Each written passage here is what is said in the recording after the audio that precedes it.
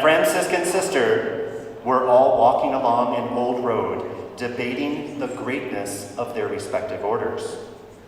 Suddenly, an apparition of the Holy Family appeared in front of them, with Jesus in a manger and Mary and Joseph praying over them. The Franciscan fell to her knees, overcome with awe at the sight of God born in such poverty. The Dominican fell to his knees, adoring the beautiful reflection of the Trinity and the Holy Family. The Jesuit walked up to Joseph, put his arm around his shoulder and said, "So have you thought about where you're going to send him to school?" Oh yeah.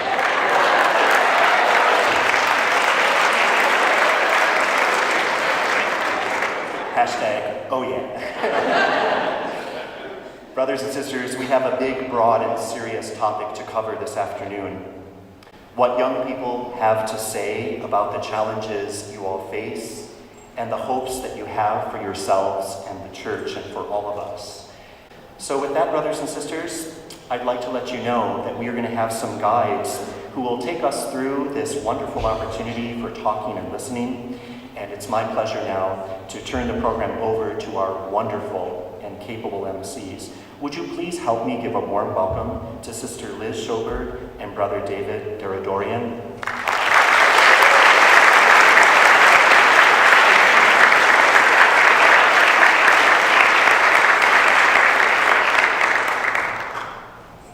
My name is Sister Liz Schoberg. I am a daughter of Charity of St. Vincent de Paul, and I've been a sister for 11 years. My name is Brother David. I'm a brother of the Christian schools, the LaSalle Brothers, and I've been a brother for 9 years. Oh, I beat you.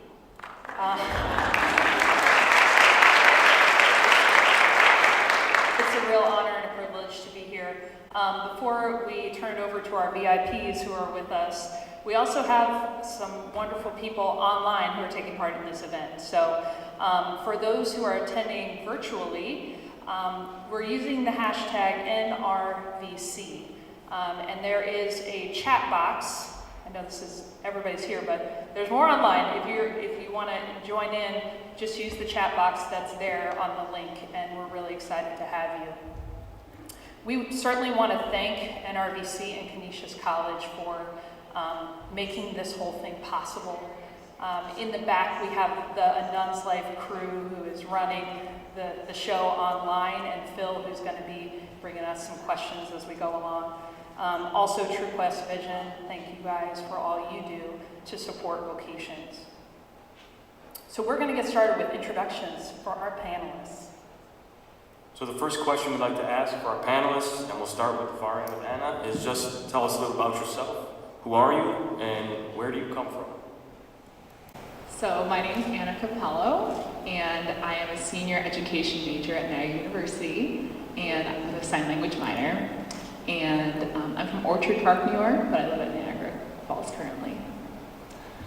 Hello, my name is Jesse Brodka. I am from this area, and I stay about 8 minutes that way. And I go to Canisius College right here, and I study education also, English education, secondary English education. So that's my place.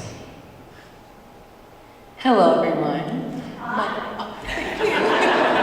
My name is Sydney Perkins. I am a master's student in communication and leadership. I also live in Buffalo and, went for my undergraduate at Canisius College. Hi, everyone. My name is Lisa Caballero. I'm from Toronto, Canada. I did a double major in biology and chemistry at the University of Toronto, and now I'm doing my master's in divinity in my final year at Regis College, the Jesuit College at U of T. Hello everyone, my name is Johan Roach. I grew up just north of the border as well in Mississauga, Ontario. I currently go to school at Carleton University in Ottawa. Shout out to the sisters from Ottawa. I'm studying global and international studies with a specialization in global politics in my third year.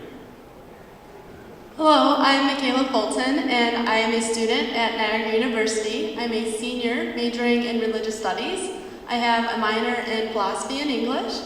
We're so grateful to each of our panelists for spending time being with us this evening and sharing some insights with all of us about their faith journey, their experience with the church. So our first question is for everybody. What's your experience of faith in church? For example, are there certain traditions that have become a part of your life now? Whoever wants to jump on. So I get for sitting on the end here. So my mom was actually a youth minister. So growing up, I was really involved in the church and in life teen. But it wasn't really until I got to Niagara that I discovered my faith on my own without my parents.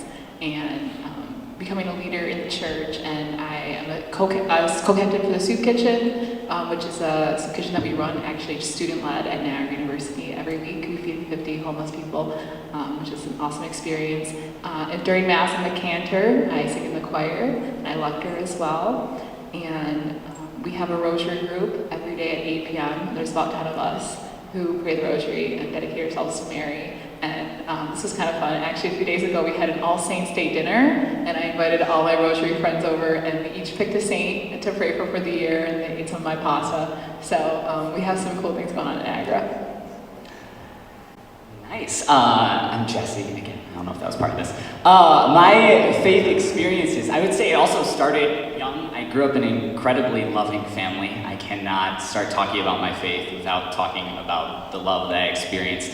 And a Catholic family, and so doing, the normal Catholic things, I guess, has been a part of my experiences. And then I also found in school a youth group that was very supportive of having that community of young people who are actually interested in their faith. I had an awesome priest who was interested in the young people, and so I found a community in that way.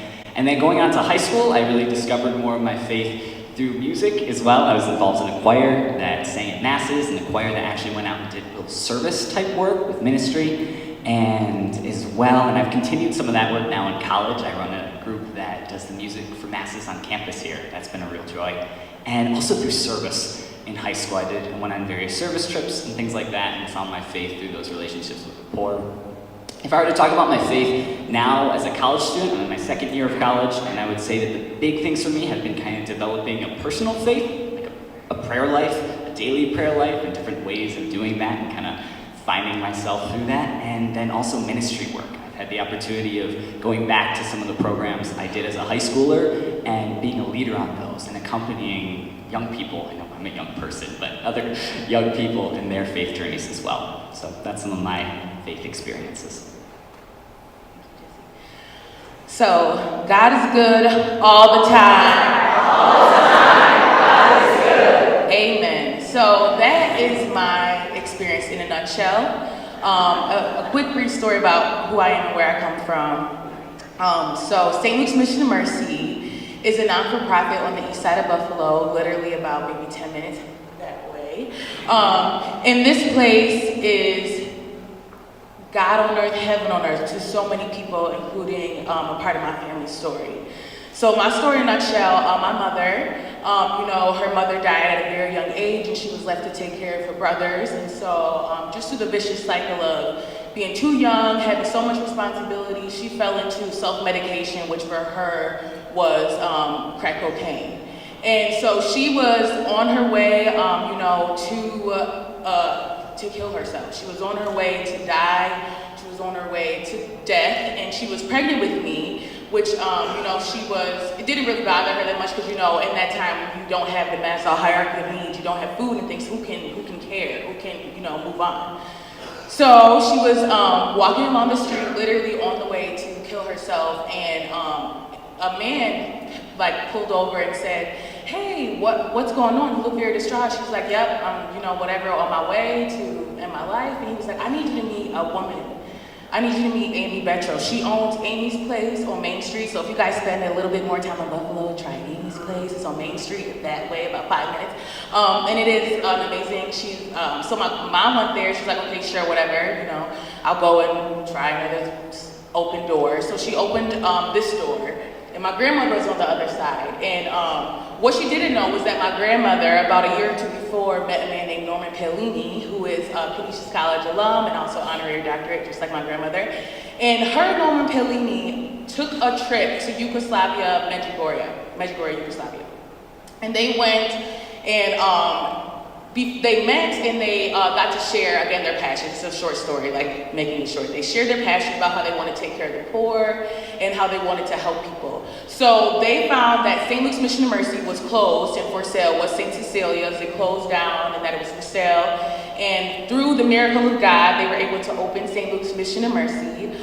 She met my mother and she said, you know, do not get rid of this baby. Like, I will help you. I'll help you take care of this baby. We'll move on. Nothing will happen to this baby. So my mom was like, okay, sure, we'll do it. So my mom this entire time is still, you know, using, and she literally said that she thought I was gonna be a stillborn because she never felt me move in her room. She never felt anything. So she goes and they move in. St. Luke's opened August 1st, 1994. I was born August 9th, 1994. And my mom had me and the doctor said, we have to take her away. She's heavily addicted. We have to take her away. She's gonna have all these issues. She's gonna have all these things. You're clearly not a fit mother. There's no way for you to take care of this baby. So my grandmother said, no, God just blessed us with this mission. This is my first family. This is the first thing that God has sent me to do. This is my calling.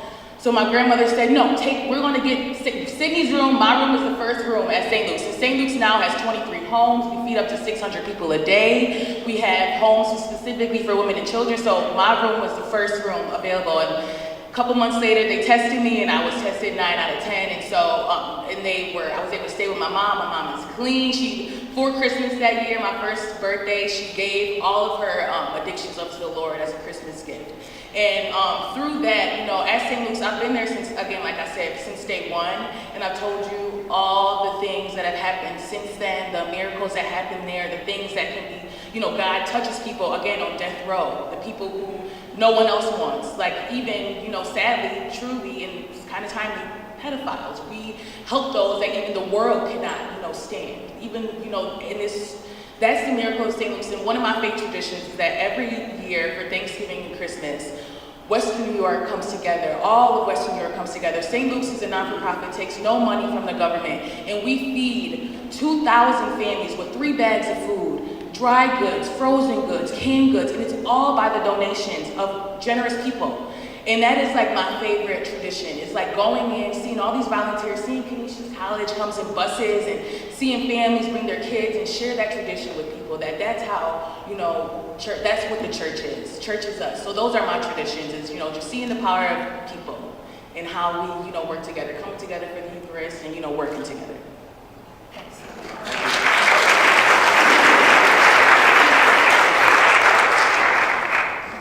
So I'm very grateful to my father. When I was a child, he was the one who taught me how to pray, how to speak to Jesus from my heart. And he would bring me to Mass every Sunday, and he had this holy hour at 4 o'clock in the morning on a Saturday, and he would take me and my sister with him. And I remember just sleeping in the pew, even while he did his holy hour. So he was really the first witness of these kinds of devotions for me, so I'm really grateful for my father for handing on the faith, firstly. But I think that my faith really became my own when I got older. I was part of a youth group in the same church where my dad was, but when I went off to university, it was the first time that I had to actually choose for myself, you know, how I wanted to practice and if I was going to practice. And so, yeah, I just found that having a campus chaplaincy was very helpful for me to connect with other Catholics on campus. And I was part of a program called Totus Tuus. I know they have it in the States, we have it in Canada too. And being a teacher and missionary for that program really did change my life. And it really taught me just about the joy that comes from sharing your faith with others and giving yourself completely to the Lord. And that for me was, just having a taste of that, I guess has led me to different ministry opportunities because I just love to be able to share my faith with other people and just love being a missionary, I guess. So I served on campus as a campus minister at the Newman Center at U of T, and I then joined the Office of Catholic Youth for the diocese and helping to train the missionaries, the future missionaries with Totus Tuus. And now I'm a lay pastoral associate where I hope to continue to share my faith with a parish in Toronto.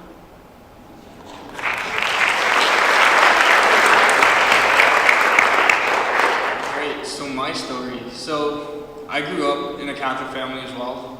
As an only child, I was kind of dragged to church every week. And for me, it was a very social thing growing up. Like, I did altar serve in youth group, volunteering when I could, and it didn't really mean anything. For me, I would go to meet up with friends and stuff like that. And honestly, God was like really distant for me. I would ask him for help when I needed, like, help on a test, or a sports team I really wanted to win was losing or stuff like that, you know? But yeah, I just continued through high school. I went to retreats. Nothing really changed for me. It was just like something I did, right, for fun. But when I got to university almost 3 years ago, I started getting more involved in a Catholic organization on campus, and like Jesse and some of the other panelists here have said, it really became personal because for the first time in my life, I really dived into prayer and into a personal relationship with Christ, and honestly, it's the best decision I've made. Since then, I have put Christ at the center of my life, and I have really, really like taken my faith seriously. So that's how I'm here today. Thank you.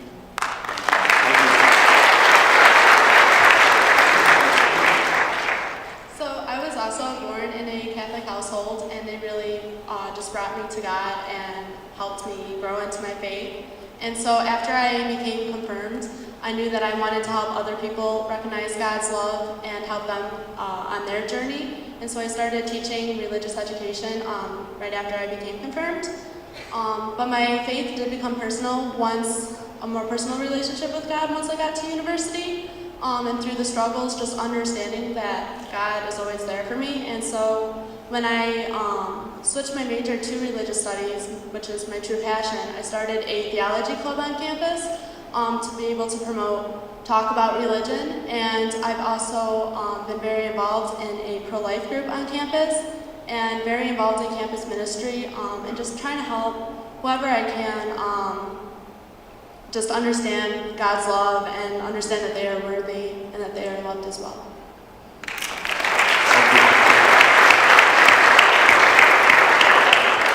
I want to make sure everybody, I mean, some of us didn't have the benefit of being a part of this morning to hear the two incredible speakers that were, but I hope there's some bells going off here for those who were at those presentations, because there's definitely some commonalities among the faith experience of this group up here.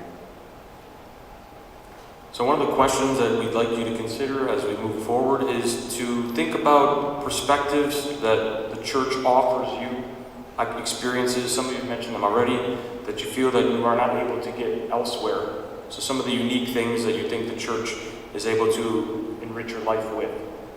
Okay. Perspectives that the church has given me. I think the biggest one would be God. And I mean that there's that, you know, what's different? People always say that, you know, can I just be a good person and not be Catholic or not be religious? And I think what you're missing is this truth that there is a being who created you, who is just infinitely in love with you. And if you start to inhabit that truth, everything changes. And I've felt that, I've experienced that from my experiences with the Catholic Church. And it's a difference in the way where you bring your identity out from. You know, before I really found my faith, I felt like I was always trying to be the best, you know? And once you have that there, it's this comfort, it's a confidence, it's a security that you want to give and not get. And everything in society outside of the church, outside of faith, is get, and maybe don't get in other people's way. But to really make the purpose of your life living for others is something in and of itself that I think you can get from the church. Some of the perspectives that the church gives me is definitely comfort and also strength. If you look on the news today, everything seems to be very negative at times, and we live in a world that can be overly critical. And so that can be very hard to take in. But through faith, I realize that I am created by a God who loves me unconditionally. And so it really helps to live day to day knowing if I make a mistake, it's okay because I am still loved and that God has a greater plan for me. And that's where strength really comes in, that God is going to guide me in everything that I do. And where I'm supposed to be, God is going to make sure that I get through that. Not just that destination, but He's also there with me on that journey. And that He's going to give me the strength and also the means to achieve what God wants me to achieve and also what I want to achieve. Because our desires are alike.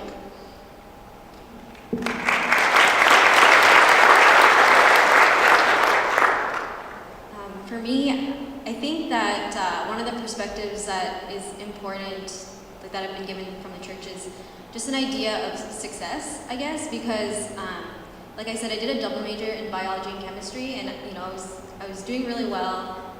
My mom thought I was going to go to med school and everything, and after that, I just didn't know what I was going to do. Like I did go in thinking like I was going to go the same route as everybody else in the sciences, go into some form of research or become a doctor or something, but I knew I didn't have a peace when I was making those decisions at the end of my undergraduate studies.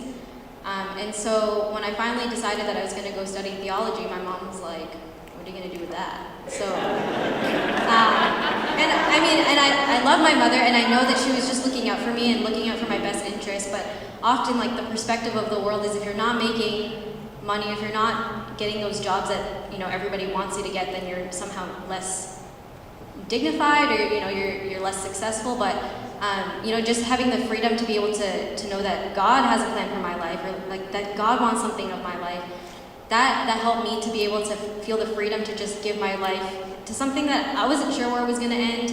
I didn't know what kind of job was going to be lined up for me at the end of this, or if there was going to be a job. So, but just knowing that God had my back, and like that, I didn't have to follow the world standard of success was a good perspective for me, especially just looking forward in terms of like what's next, what am I going to do?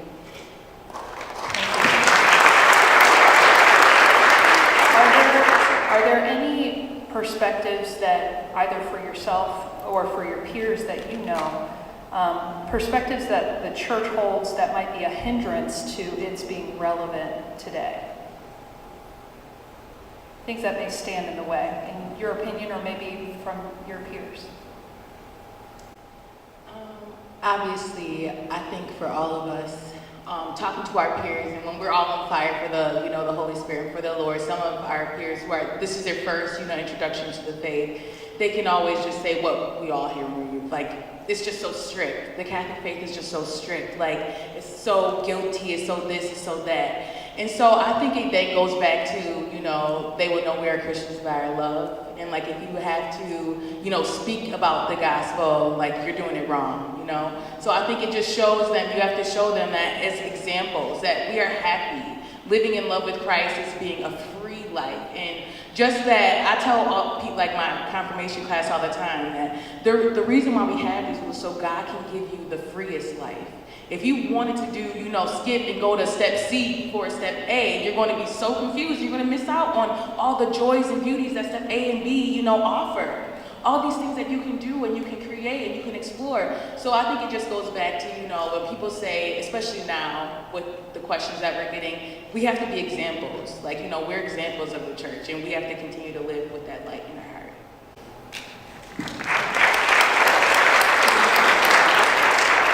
I think for me, kind of like what Jesse was saying earlier, the outside world is so focused on getting, that we seclude ourselves from the other person, we don't think about the other. And I think through my own experiences and through what I'm seeing on university campuses back home, the need to serve is so real and so important now. And through serving, I've gotten way more than I could ever get from material goods, So that's my thought on it.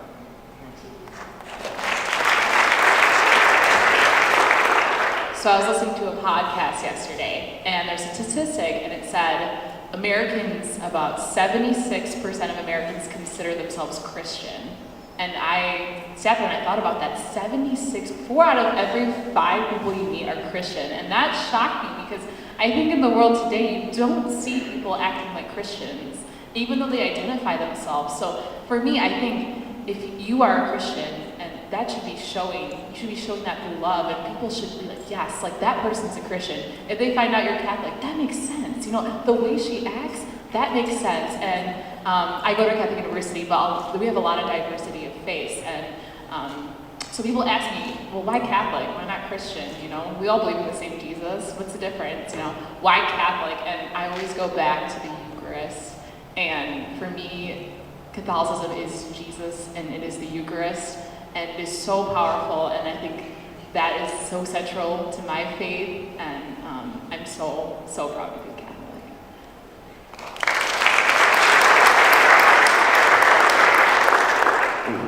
I think one perspective that can sometimes be a stumbling block for, you know, other people like my peers and things, is the idea of objective truth. And, you know, because we hold a position on things like the church's teachings and things like that, you know, they have a lens, something like a moral relativistic kind of thing where it's like whatever's good for you is good for you, whatever's good for me is good for me, and that's it.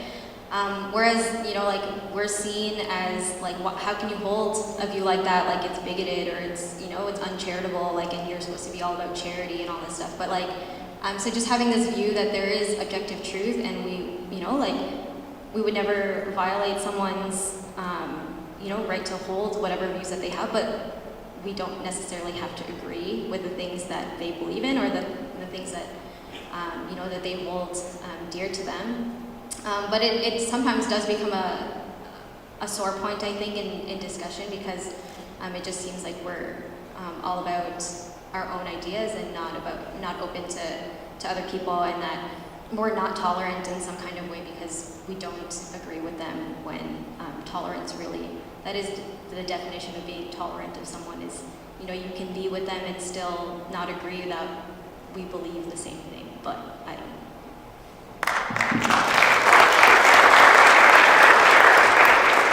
I think something, this kind of connects to what Sydney was talking about and Lisa a little bit here, but I think the question is about negative perceptions of the church, right? And I'll admit there's a lot of them from young people, and the biggest one is the homosexuality issue, and I think it's good to address that explicitly. I'm a leader on a service trip that's happening this coming winter, and I was reading applications, and one of our questions was, what do you think of God? Like, what's your relationship like with God? What's your relationship like with the church? And this particular boy, who I know, who's an incredible human being, his answer to that question, God and the church, was, I do not associate with religion because I believe that people should love who they want to love.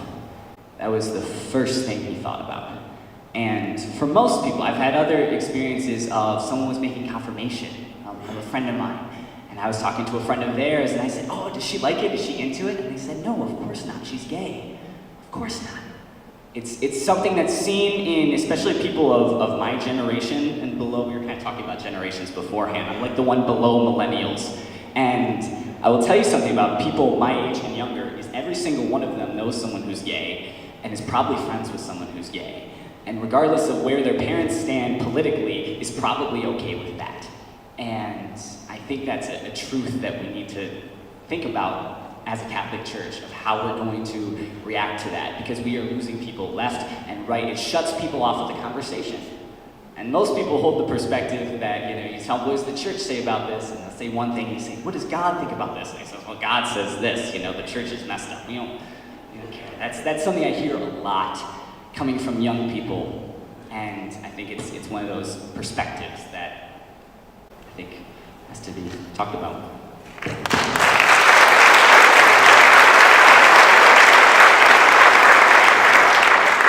So as I listen to your responses, I have three kind of common themes: the way we act, the way we give back, and the way we sense that we belong.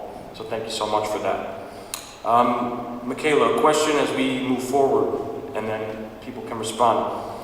In terms of making decisions in life, discernment, big and small ways, where to go to school, who to associate with, what major to study, how do you go through those decisions? And if you do turn to church and faith, what role does that play? The church has a big role. So when I first started at university, I was an education major, and I was an education major until junior year, so I was in it for a while, and I kept taking religious studies courses, and I loved them. And I just truly love the material. I love that it was a way for me to learn how to help people and be of service to people. But I felt like I needed to stay in education in order to get a job, or it was just a more clear path for me.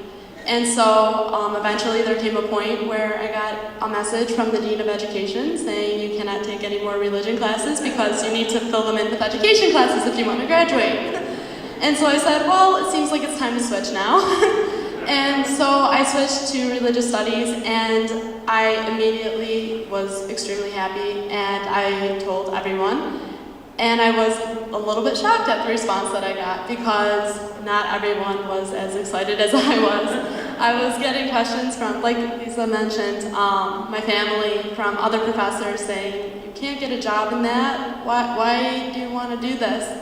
And it's something that kind of made me doubt, do I really want to be a religious studies major? And so I really turned to God and started praying very hard on it and just saying, is this the right path for me? Is this what I need to be doing?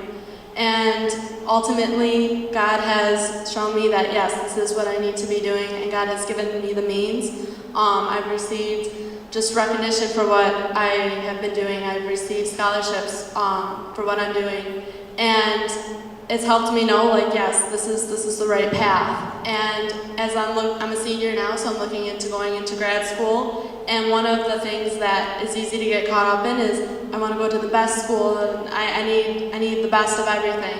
And so I really had to stop myself in the process of looking into the future and say, where does God want me to be? Where's the best place for me? Instead of looking at the best. And just doing the major because I want to help people. Not only realize faith, but just help them in their struggles.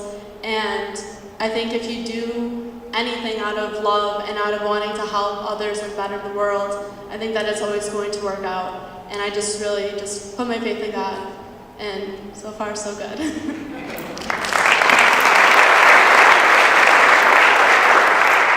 is so funny. Michaela and I were in the same English education class junior year. And Michaela goes, yeah, I'm switching major to theology. And I said, oh, that's funny, I'm switching major into education.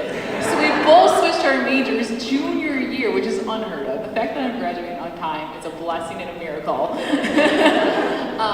So I wish I could sit here, sit here before you guys today and tell you, you know what, God's been in all my decisions in my life. God's the reason. I asked him before I chose Niagara. I asked him before I changed my major. But that is not the truth. When I was a senior in high school, God was not a decision at all. It was really, what do I want to do? You know, what's the best decision for me? And when that financial aid package came in, then I knew that was the best decision for me, the cheapest college. And that's what I went with, which is crazy. I was just like, okay, yeah, cheap. And when I picked my major, it was about the money, you know, what's going to get me the most money? And I think that's actually the thought process of a lot of young adults now, with the pressure that we have on picking a career. It's, oh yeah, what's going to make me the most money? You know, what's going to be the cheapest option? What's going to be the most famous? How am I going to be like the most powerful? And so the first 2 years, I'm a lost puppy. I'm picking major after major. I dabbled in theater classes, communications. I was all over the place. And my friends, every day, they would ask me, okay, what's your major today, Anna? So I had no idea what was going on. And then going into junior year, I would love to say I sat down and prayed the rosary every day and asked God. I actually got a temp job working at a chapstick factory, and it was 10 hours of silence every day. And for a 92% extrovert, that was very hard for me. And I was sitting there, putting chapstick in molds. Jesse's like, well, I never do this. And so I was like, wow, God, maybe it's time to talk to you. Maybe it's time to say hi, you know? And he was saying, Anna, I have something greater for you. I have a different path for you. And he did. And I don't believe in coincidences. My confirmation saint was Elizabeth Ann Seton. I don't know why I chose her. She sounded cool. No, she's awesome, and she's the patron saint of educators. My church was St. Vincent de Paul, and I go to Vincentian University. Freshman year, I lived at Seton Hall, Elizabeth Ann Seton, right? God had a bigger plan for me, and he knew way before I did. And I switched my major to education, and I am not looking back.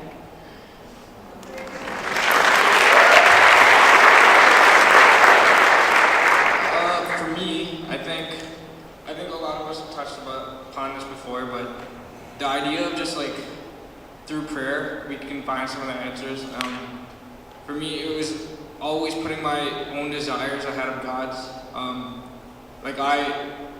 Going into university, had the biggest aspirations to become, an international lawyer and, work for the UN and stuff like that, because that sounded so glamorous and wow, the UN, But I've realized that God's plan for me is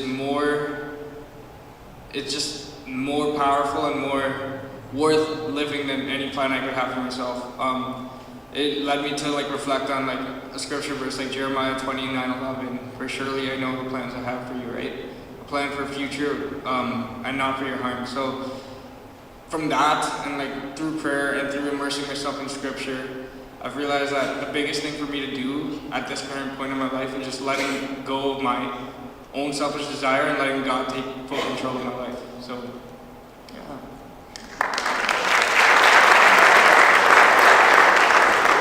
I think when it comes to decisions, I've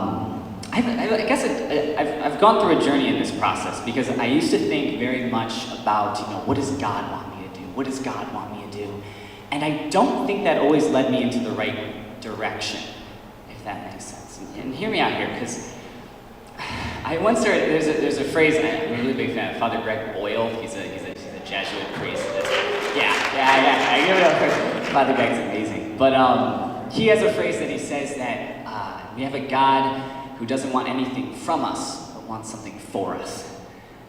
And that was the first time that God's plan ever made sense to me. I was really struggling with the decision of where to go to college. I had two. I was deciding between two, and I said, not my decision, God. What's your decision? And so I looked around. What are the signs? Everywhere, every day I would look, and what are the signs? And I was so stressed out all the time.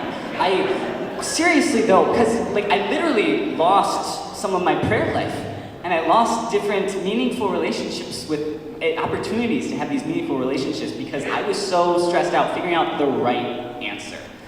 I don't know if God's plan has a right answer in terms of the specific things I'm going to do. I don't know if that goes against the concept of vocation, maybe, sorry, but but I really do. I think God's plan for me is to be joyful and to be my best self. And I like it. I like Thomas Merton's has the imagery that, what God wants for us is to be our true selves. And all those, it's not me that I need to get rid of. It's all the things that's not me. It's my ego. It's the things that are separate from me. I want to be my fullest self alive. And, St. Augustine had a phrase. He said, love God and then do what you will. And so for me, that's where decisions have come to. At this point in my life, I don't no longer look for signs. I look into my heart and I say, what do I truly desire? And that's how I make decisions right now. Excellent. Quick reminder for those who are watching online, we are definitely going to be taking your questions. Please post them or comments. We'd be happy to welcome those comments. Some ways that you feel we can and should be reaching out to young adults. What attracts you about the way you see the church using social media? What could we do differently, if at all? Okay. Sorry, I just wanted to go back to that other question really briefly, just because I wanted to mention this. I think I agree with a lot of people that when we were young, a lot of the decisions or what am I going to do with my life and all that stuff. I think for me where it changed was when I learned about the discernment of spirits and how to discern. So discernment is a buzzword, I feel in the church, but when you actually learn about discernment, it changes everything. But it requires a lot of learning about ourselves and our affectivity and feeling in a culture where we're not really feeling a lot of things or trying to numb a lot of things. So that's something I just wanted to put out there because that's the battle that we're facing when it comes to discernment too, is that we live in a culture that's trying to numb everything when our desires and our feelings are actually something that's supposed to help us to make those decisions. But to go to the social media question, I guess our generation really loves social media. We have our phones, it's everywhere. I think that the best thing is one, to make things attractive. Anybody can post something, but you're drawn to the things that look nice, firstly. So like putting effort into like the graphics that you use and, you know, like making it look appealing is one way to already just, we're inundated with so much stimuli that to have something that looks nice would be the first thing to catch our attention. The second thing is I think it has to be relevant to young adults. And I think someone who does this well is Father Mike Schmitz, if you guys know him from Ascension Press. Yeah, see, all the young people are cheering because we watch his videos. He does a really good job.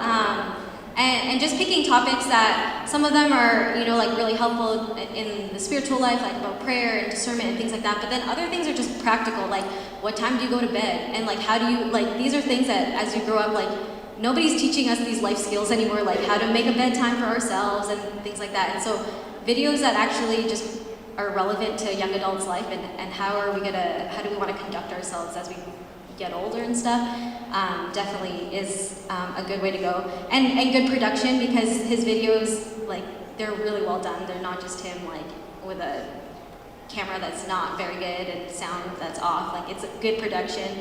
So, like, investing in that. And I think, I think those are the main things. The other thing is that I really enjoy, like I've seen a lot, specifically for vocations, like I've seen a few videos that, again, good production value, like you see good, like it's just filmed well, the audio's good, and it's just brothers or sisters sharing their stories. And one of the great things about it is that you can see the joy that they have, and to hear somebody's story about, they were just an ordinary person, and this is, how God called them from their life, and now they're a novice, or now they're wherever they are in their stage of formation along in religious life. But it's just, I think, hearing witness from other people, and you can do that through social media.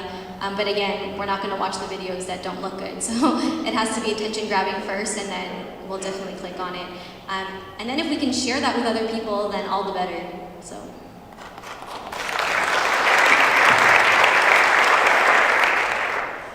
Yeah, definitely. So I would say, like when she said sharing it, and I know it's hard, like it's hard about the time, but if you find a couple people on Facebook that you want to share, I think that's as simple enough as just sharing it. And then I also think, hosting events where you can discuss these things. So, and offer, we were talking about free food, like free food is always key.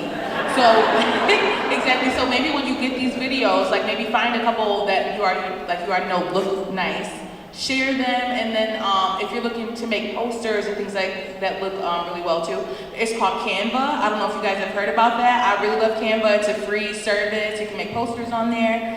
And I want to say double the effort, especially if you don't have a real production intern or something like that, you can always use that. I'm bringing out the live stream. We've got a question. We've got a lot of questions, so keep them coming. A question in general. What factors do you think are most important for the church when considering its future?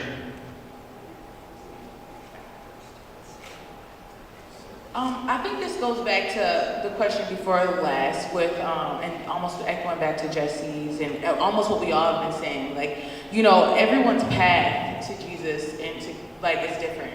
And I think just telling people that at square one, never, shaming, we were all talking about, the Me Too, all these things now are getting away from shame, getting away from, condemning people. So I think if there's a way that you can, gently tell them that obviously God wants more for us, God wants to perfect you, God wants to free you, which means you might have to let go of some of the things that you're doing, but letting them know that no matter where they are, no matter what they're doing, no matter who they, anything, that God loves them. God's mercy is bigger than that. So I think that's where I would go. I'm going to sneak one more thing into there. That factor to consider for the church is relevance in people's life. If you ask people, where do you find God in your life? People struggle to give you an answer. And really passionately religious people who have already decided that faith is, it's one of their things, also struggle to give you an answer. When we do ministry, we talk about this, that ministry has to start with your life, has to start with your hungers, right? It has to start with your needs as a young person. And then it goes to faith. And what does faith say about that? And then how can you bring that back into your life? like that. So kind of having that connection between faith and life is something that we miss in religious education a lot. And that young people, I think that's the factor that the church needs to have. Question to consider here, and anybody feel free to answer this one. Who has been somebody that's assisted you in your own faith journey? What qualities do they have? What were they able to help you with? Okay, I have a story, of course. So, my junior year, once I figured out my major, right? So the next step is figure out my faith life. So I have this friend, and he may or may not be here today, but he called me one evening. He said, "I need you to pray the rosary with me." I said, "All right, I'm down to pray the rosary. Always down to pray the rosary." And so he prayed the rosary. It was great. It was like 11 o'clock at night in the chapel. And he said, "My grandma, she's really sick, and I think she might pass away soon." So the next night he calls me again. He said, "Can you pray for my grandma? She's really sick." And I said, "Of course, I'll pray for your grandma." And while we were praying the rosary, she passed away. And that was January of this year. And every single day, almost every single day, we're not perfect, we pray the rosary for his grandma. And I cannot stress enough the power that prayer has been in my life. And I guess to answer the question, he kept me accountable. So we prayed last semester, and I was like, "Oh, great, get to go home, summer vacation, relax." Every single day he called me and said, "Okay, come to pray the rosary." I was like, "Oh, great. Having dinner, but I'll do it after." We'll do it like midnight. If I was gone for the day, he'll call me 1 a.m. He'll wait up for me. "Okay, time for the rosary." And he still does that sometimes. But someone in your life to keep you accountable, and you never know the person you reach out to could need that. And I didn't know that I needed that at that time. You know, I was like, I'm a good Catholic. I go to mass. I don't need to pray the rosary. Nah. And but no, like I needed that in my life. And one of the prayers I've been praying for is for more people to pray with me and to pray in community. That is so important because I can't pray on my own. I get too distracted in my thoughts. But to have someone accountable. And so beginning of this year, we started getting more and more people. I don't know where they came from. They're all freshmen, no idea.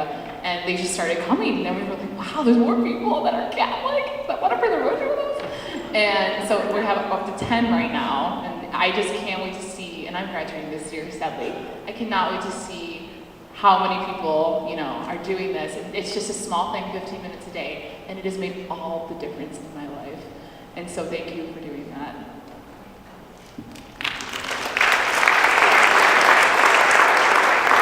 Kind of just what was said there, the importance of accountability, I think, has never been more necessary than now. For example, with a bunch of my friends, we use social media to make sure that we pray, and we ask each other, did anything in scripture, did anything in prayer stick out to you? Because the more you say it and the more you think about it, the more real it is. So I think that's one of the biggest factors. But just going back to that question that was asked, for me, the biggest thing that people need to realize is that Jesus wants to know them personally. And I think that's the biggest factor that should kind of influence the way we go. Also, like the new evangelization, you know, reaching out to people, I think, is huge. And yeah.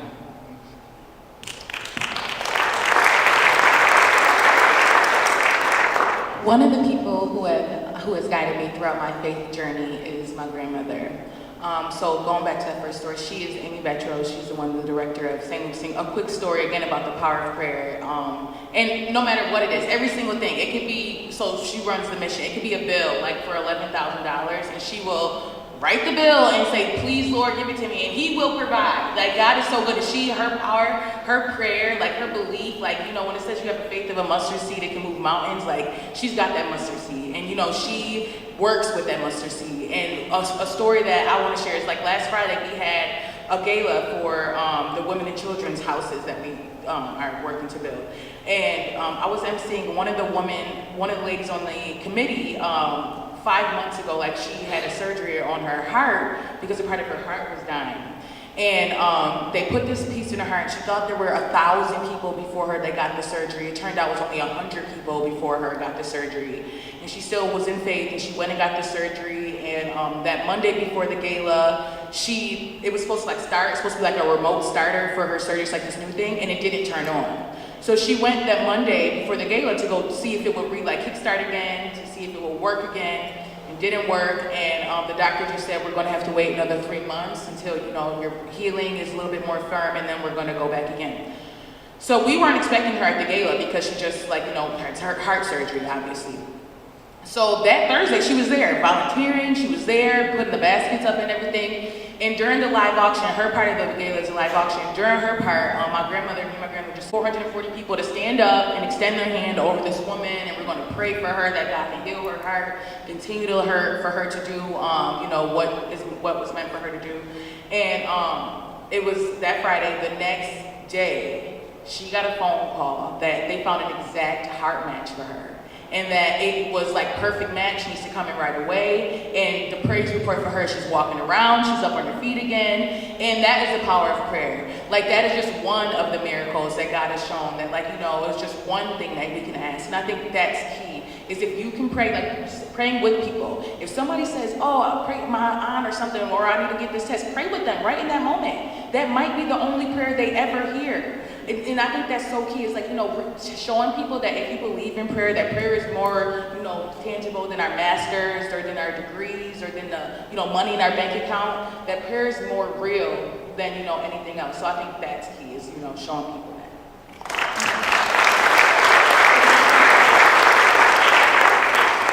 And for me, I can name a couple of people come to mind who have really helped me in journeying in my faith life, but I would consider myself like a leader in the church, like at least in my local parish and things like that, but that wasn't always the case. And I think those people that come to mind, what was really valuable about them is that they recognized my potential, even when I didn't think of myself as a leader or didn't think that I was going to be the one to step up. And they lovingly challenged me to go forward, even when, even in a gentle way, but challenged me to give more of myself.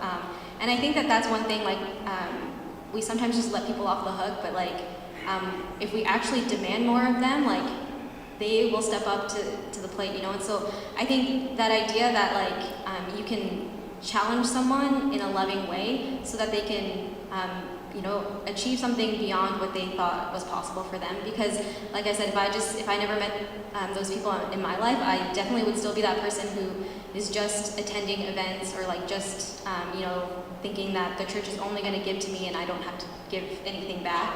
And so it really did take someone to inspire me to take up that leadership role.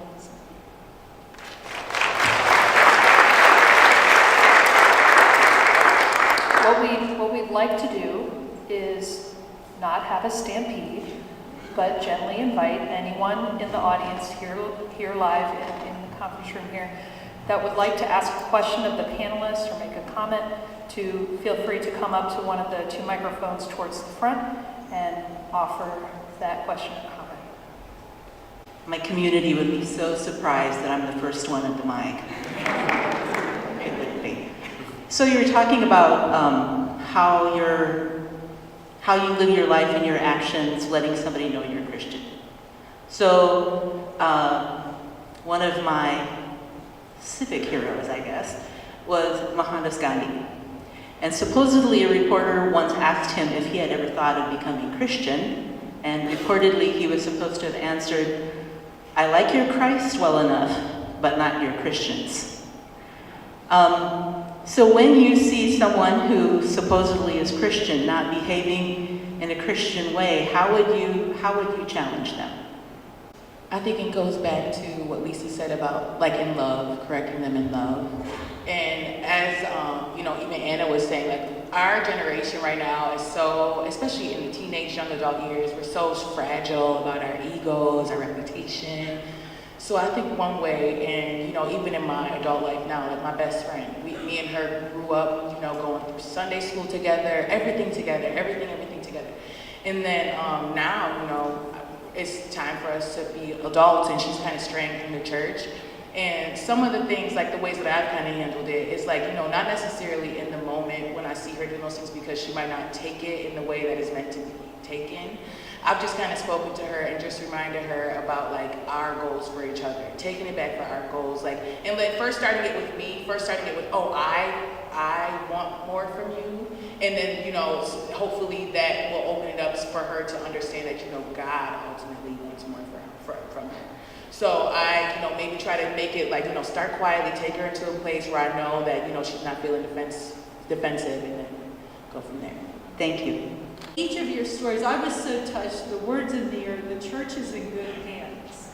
And that's because each of you, in a little different way, but has a living faith, has a living relationship with God and Jesus, and that it's about, that it's more than just about you, but it's also about giving, and various ones have talked about that in different ways. And even your language for discernment and knowing how to discern and how to find your way and how to reflect on your own experience. So I just want to thank you, really, that you have gifted me and us with a real richness today. So thank you.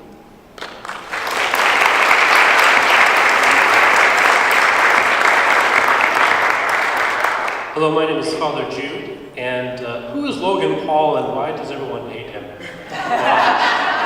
Don't worry, that's an insider joke for us young people. But, no, I was again, I think you are very well spoken and very good representatives of your generation. And I'm wondering, what effects has Pope Francis had on you? You know, we heard a lot about, I think, when Pope Francis was first elected, the Francis effect. But you don't hear that so much anymore, and I'm wondering, from your experience, you know, how has Pope Francis impacted you, or good or bad, and maybe even your peers? All right, for me personally, so prior to Pope Francis, I didn't really know much about the previous popes, like Pope Benedict or Pope John Paul. But from what I've got from Pope Francis and from, you know, everything I hear, he's taken a different approach than popes in the past have, and I think that's something I've really thought about recently, and it's something that I didn't really expect, especially from the church where we're like perceived as so traditional and so by the book, you know. So I think that's one of the things that's really stuck out to me from Pope Francis. Oh, I think for Pope Francis, it's been his attainability and his, you know, relevancy as well. Like, we hear all these fun stories about him sneaking out, driving his own car, like all these things. And I think so I'm in the Communication and Leadership program, and we focus on leadership and how do CEOs make themselves more attainable? How do they make a vision? How do they make themselves, you know, motivate a company? And I think Pope Francis is doing that by, you know, showing us what it's all about, living, you know, the life that he wants us to live. Like when I was blessed to go to Rome and see the Vatican. It was just as astounding, like just the magnitude, the amazing things there. And just to know that, you know, he is just as humble as, you know, any of you here, like just makes me, you know, realize that that's what it's all about. That's what it's all about. And he's a great leader that leads by example.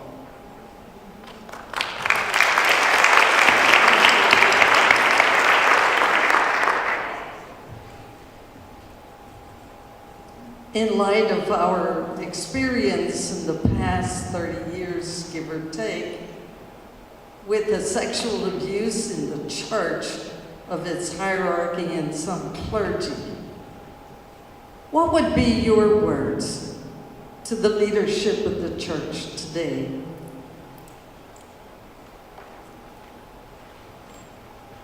I'll take it. My words would be that God is the head of his church. Jesus is the head of his church.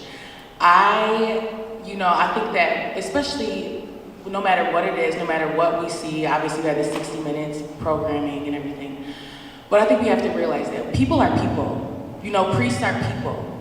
They are, you know, given the gift of holy hands, they're given the gift of the Eucharist, and we're all here, but we are people. I tell my confirmation students all the time, like, you can't hop a church and leave a church because of the pastor, because you have a bad confession. St. Faustina said, many people will suffer at the hands of bad confessors. And I think that we all have to realize that, why are we here? I told them, why are you a Catholic? Are you a Catholic because you love the soup kitchen, because you love Christmas and you love music and whatever it may be? Are you Catholic because you love Jesus? And I think that's the key. We have to realize, like, I understand people make mistakes and some people might have gone and we shouldn't have done. There's things that should have been done, but why are you here? Why is he here? And I would just, beg the question of all of us, like, speak less, pray more, and be faithful. That's what we need to do. Speak less, pray more, and be faithful. We need to continue to just realize why we're in this church, pray for our priests, and continue to, lift people up. That's our job. We're here to love. We're not here to judge. Yet he who's, without sin cast the first stone. So it's definitely not going to be me. So I think that, we should all just, realize that we're here for Jesus, pray for our priests. They're people just like us. And, if somebody judged me on my worst day, I probably wouldn't be on this panel right now. So I think that's, key. We need to just, love.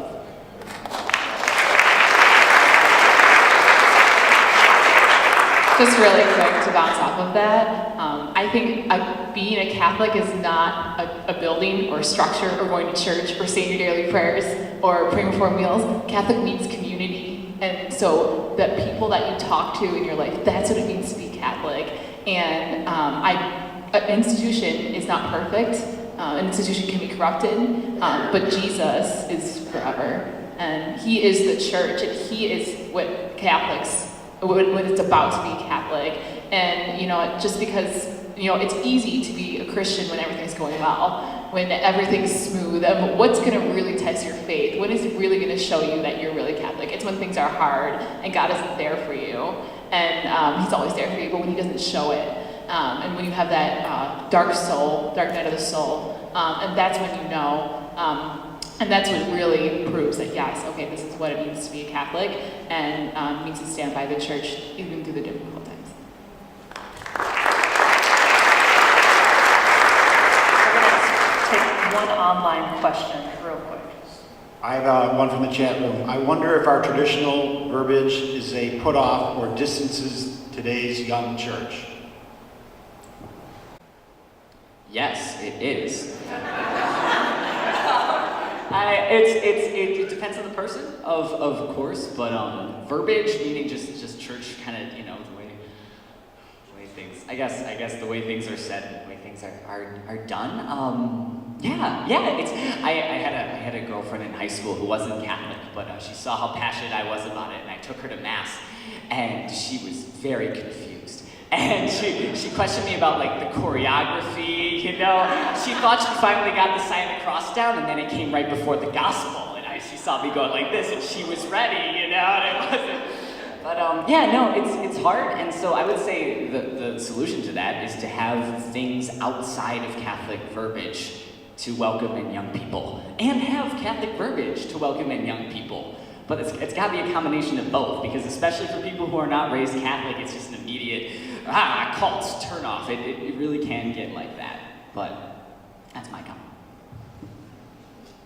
Oh, just quickly to add, so I work as a career counselor here, and I'm realizing when I'm talking to these rich products, big companies, their job postings are doing the same thing. So I think it's, asking the young church, what does this mean to you? What does this mean to you? And I think, even just going back to that example again, companies are realizing that it's not just, okay, I'm posting my job and people are going to come to me. I have to go out and I have to reach out and I have to speak in their terms and meet them where they are and go to these things. Same thing with the church. We have to, ask them, reach out, go out and make, same like sharing the gospel. So that's key.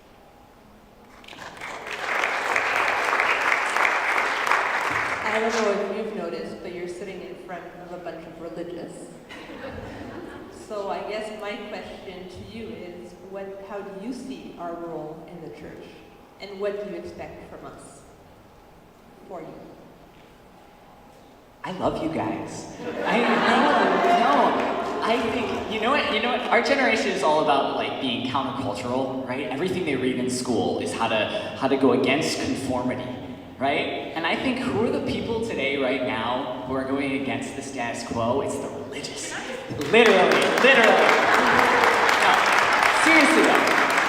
Seriously, to to dedicate yourself to something outside of the standard vision of life, get a good job, house, kids, you know, it's absolutely revolutionary. And thank you for all the work that you do.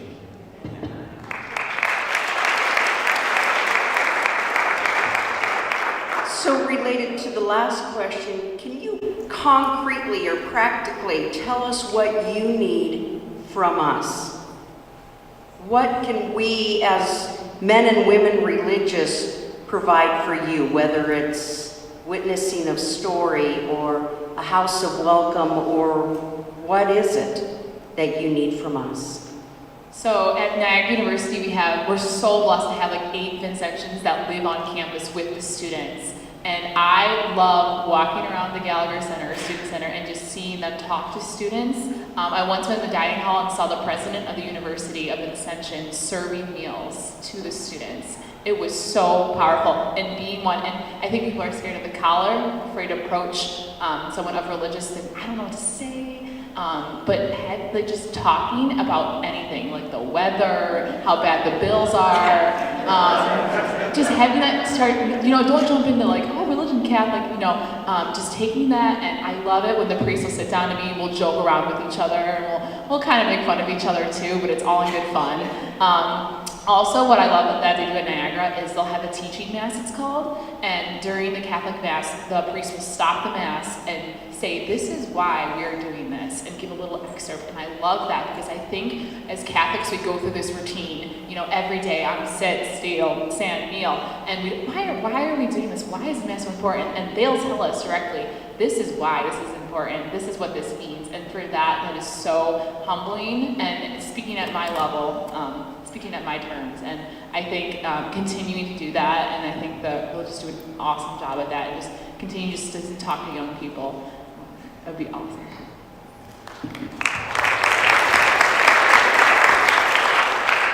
Just to add to that, I think also just making yourselves more visible. I can't speak for everywhere, but I know at least in Toronto, there aren't too many religious that I can visibly see. Like I know we have the Sisters of Life in Toronto, we have a few others, but I've gotten to know those sisters because I can find them, but I often don't know where a lot of the religious are. And I'm interested in spending time with religious and getting to know them, wanting to know what their charism is, because I think that if someone wants to give their life to something, they want to know what they're giving it to, and so when a religious community has a charism, they want to know does my life line up with their charism, and can that be something, can I see myself as a member of that congregation or of that community, and so just making yourselves visible. Maybe the social media thing might help with that, or even just coming to find us. I think we're a very lazy generation.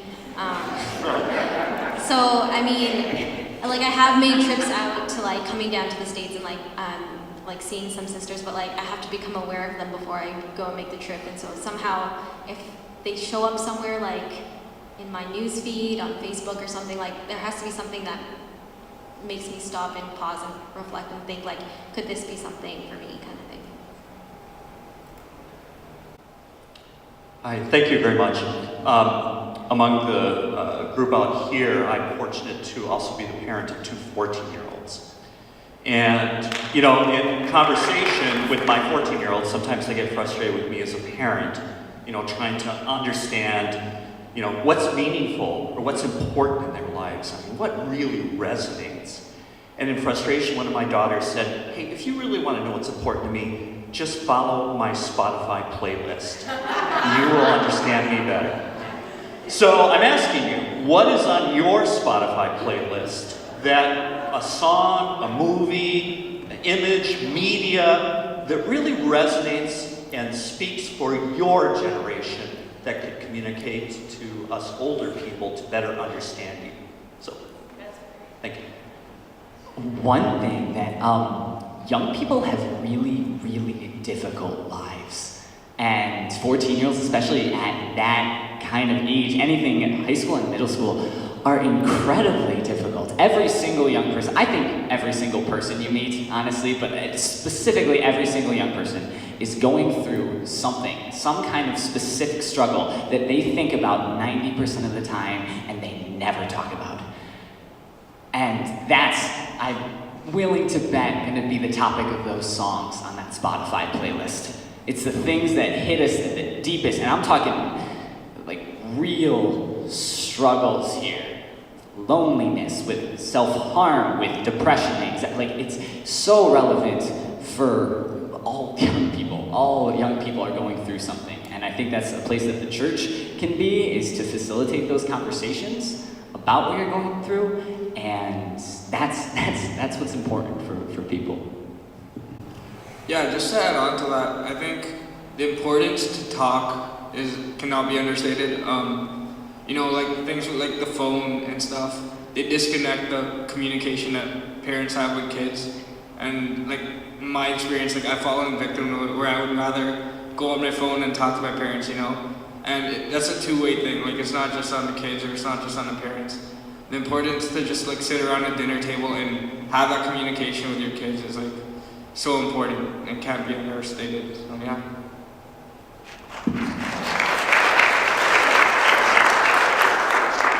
And going off of what Jesse said, I think that we gravitate towards certain songs or books or movies or whatever it might be because of something deeper within us, whether it's a struggle or a passion. And so figuring out why we're drawn to certain things is where you could sort of start, just to figure out like why do we like this and how can we build upon it or fix it or whatever the case may be.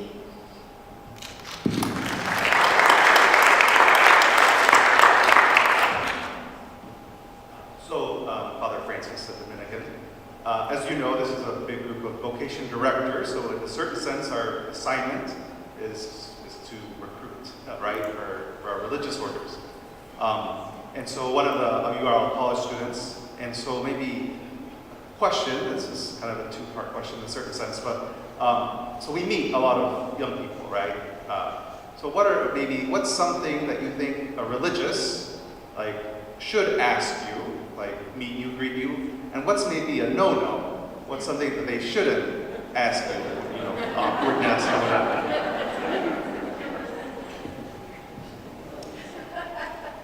I think you shouldn't ask first thing, like, do you want to be this sort of or this sort of Catholic? I think that's a little bit maybe second conversation, third conversation type of information.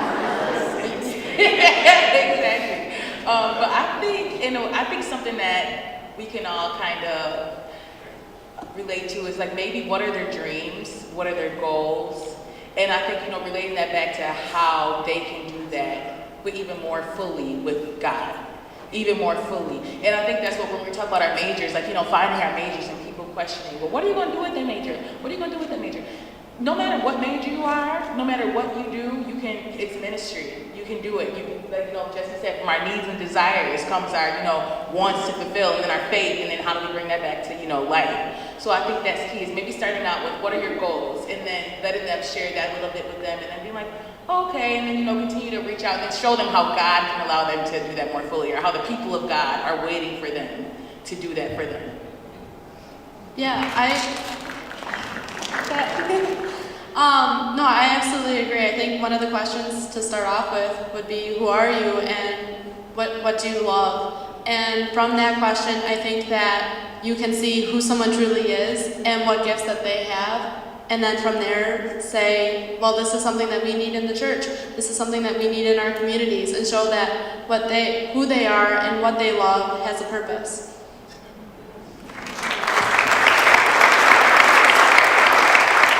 Our last question. Here's the thing about social media. I already know that my 10-year-old granddaughters are all into YouTube and everything else and this and that, and I know all that stuff. I taught my kids all that stuff. But you're talking about stuff, I've heard some of you mention social media here and there. I can tell you, almost all of these communities are on social media. Why don't you know? So I think it goes back to what Lisa was saying again. It's like, sharing those already popular videos. Do you share them? Do you offer free food as well? Yes! And you go out and talk to them. Yes! I'm not kidding. No, seriously. That's what I'm seriously, we're on here. college campuses. We're all over the place. This and that here. So you're boggling my mind right now. For me, what strikes me when I'm going through my social media is how do I know this person, or how am I related? So a relational evangelization. Who's telling me, and do I care, right? The closer I am to the person telling me, the more I'm gonna care. So even seeing people I mutually know, young people. So I think when it comes to religious posts, seeing young people talk about it is huge. And you're saying, wait, I'm the same age as them, and they're talking about their faith like this? Why is that something I'm not talking about? And I think the older generation, you see that a lot, and like, okay, we're used to being kind of talked about the older generation of what's right and wrong. But to see people our age, 21, 22, saying, this is what I believe, and this is why I believe it, and that is so impactful. So maybe even focusing on that aspect, even younger though, like 16, 17-year-olds, I think that'd be really effective. I think also, I know at least one of the religious communities that hosts events in Toronto, they've connected with one of the lay young adults that live in Toronto who's really well connected in the Catholic community, and he's the one who actually makes their events and he shares it with people. And I feel like your group page or your own Facebook page might not reach many people, but if you have those connections with a few lay people who can spread it to their sphere of influence, who can then spread it to their sphere of influence, but often it's people post those things like, oh, I'm not crying, you're crying, and there's this video that you're like, oh, I'll watch it, and then from there things happen. So it's somebody has to have posted something. So I think connecting with some of the lay young adults that you're already in connection with would help with that. What about everyone here? Thank you. Join the NRVC? Yes. We're about to cut off the live stream, so I just wanted to let you know, panelists, everyone in the chat room, so grateful for you. You rock as a quote. Thank you all.